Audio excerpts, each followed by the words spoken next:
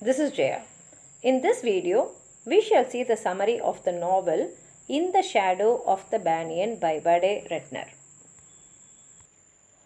The characters in this novel from Rami's family is Rami, who is a 7-year-old Cambodian princess, and she is the narrator of the novel. She wears a leg brace and special shoes because she is affected by polio. And then we have Shishowant Ayuravan, who is Rami's father and whom she calls as Papa. And he is a Cambodian prince, a descendant of the early 20th century king Shishowant, who was a poet. And we have Anna, who is Rami's mother, and Rami calls her Mama. And she was born a working peasant. Later she got educated and married to Ayuravan. Radana, who is Rami's younger sister and a young toddler, that is a very small baby. And Tata, who is Papa's and big uncle's older half sister. And Arun, who is big uncle, Papa's younger brother. And Auntie India, who is big uncle's wife. And the twin sons of big uncle and Aunt India. And grandmother Queen, who is Papa and big uncle's mother. The other characters of the novel are Ombua, old boy, milk mother, who are the servants of Rami's family, and the old sweeper, who is the last remaining peasant and the worker from the temple at Prevenga. And we have Mr. Virak, his wife and baby, one of Papa's former poetry students. This novel is actually based on the true historical events, which goes back to the Red Soldiers, who are Khmer Rouge, which is a name given to the followers of the Communist Party of Kampuchea in Cambodia, which was led by Pol Pot. On April 17, 1975, the Khmer Rouge infiltrated Cambodia's capital city, Phnom Penh, and began what would become known as the Cambodian Genocide. Genocide means killing of a complete race, one whole race being destroyed. And under the name of security, equality, and socialist reformation, the soldiers actually removed the wealthy, the educated, and the most civilized from their homes, and they were all relocated. In fact, they were all executed later. And from 1975 to 1979, the Khmer Rouge forced a series of social engineering practices which led the country into famine, as well as many were killed due to treatable diseases such as malaria, because even that was not offered to them. And all the citizens were forced into very, very hard physical labor while they were actually suffering from starvation, and many of them were tortured and killed without any reasons. Eventually, Pol Pot and Khmer Rouge were attacked by Vietnam, and they were forced westward, where their power was finally dissolved.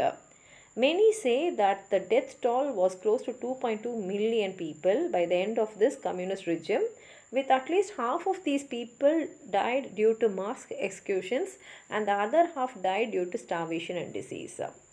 And this novel, In the Shadow of the Banyan, which was published in 2012, is a historical fiction novel by the Cambodian American author Byvaddey Ratner.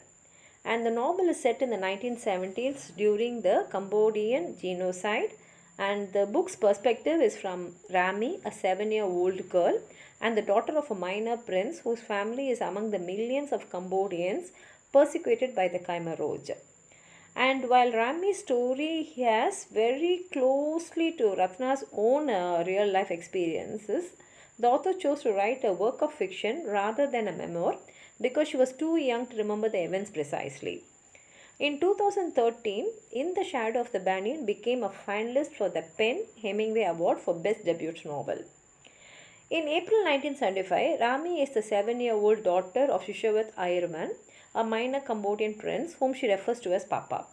She lives in a large walled estate in Phnom Penh with Papa, Mama, her toddler sister Radana, her aunt Tata, her grandmother whom they call Grandmother Queen, and a staff of servants.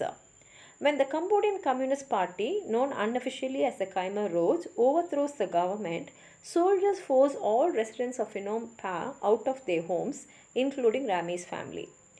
They go to their weekend home just outside the city, and the family meets up with their Papa's brother, whom Rami calls Big Uncle, his wife Aunt India, and their 4-year-old twin sons.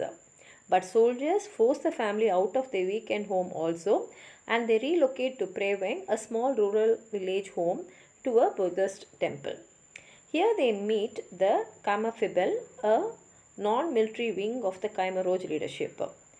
In an effort to purge society of foreign influences and to build an agrarian utopia, the Kamafibel aggressively seeks individuals it deems enemies of the Cambodian Communist Party.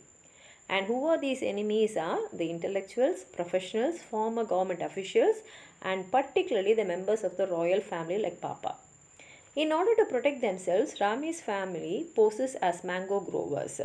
But one day, a soldier forces Rami to say her father's name. Although the soldier does not register the father's name immediately, Papa knows that it is only a matter of time before they target his family for elimination. So, in order to protect Rami and the others, he offers himself up to the Kamafibel, who take him away for execution. Not long after that, the family has to leave to Prevang. The soldiers separate Mama, Rami and Radana from the others and send them to a small rice farming community on the banks of the Stangkwa river. They stay in a small thatched hut with Pok and May, an elderly couple. One evening during a harvest festival, Rami naps in the forest instead of watching Radana, and a swarm of mosquitoes sting Radana, and few days later, Radana dies of malaria, a tragedy for which Rami blames herself. When the local Kamapil leaders suspect that Mama comes from a wealthy family, they send her and Rami away from Pok and May. While in a field awaiting transportation to a labor camp for undesirables, Rami and Mama reunite with Big Uncle and Grandmother Queen.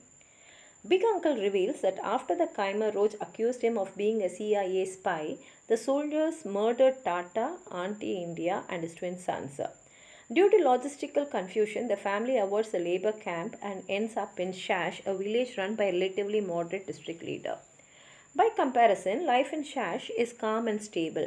Yet the calm is short-lived as hardliners murder and replace the moderate district leader. The hardliners now send Mama and Big Uncle to labor camps but permit Rami to stay behind to take care of Grandmother Queen. When Grandmother Queen dies, leaving Rami without a guardian, she too must go to the labor camp to build giant embankments. For months, Rami, Big Uncle and Mama work under horrific conditions. They battle starvation by supplementing their diet with cockroaches they find under rocks. After an embankment collapses, killing 4 children, Big Uncle helps bury the bodies. But not long after that, he hangs himself. In the late 1978, Vietnam invades Cambodia. As the war intensifies, soldiers leave for the front lines, leaving Rami and the other workers increasingly unsupervised. Eventually, work at the camps halts altogether and Rami and Mama return to Shash. As defeat looms for the Khmer Rouge, the Kamafibel flee to the jungle. After Vietnamese army liberates Shash, Mama and Rami join a caravan of survivors who cross the borders into Thailand. Once there, a United Nations helicopter spots them and takes Mama and Rami to safety, and the novel ends here. It's a beautiful novel. If you have anything more to add on to what I've said, please write it in the comment box. Like the video, share it with your friends, and if you have not subscribed my channel, please subscribe. Thank you.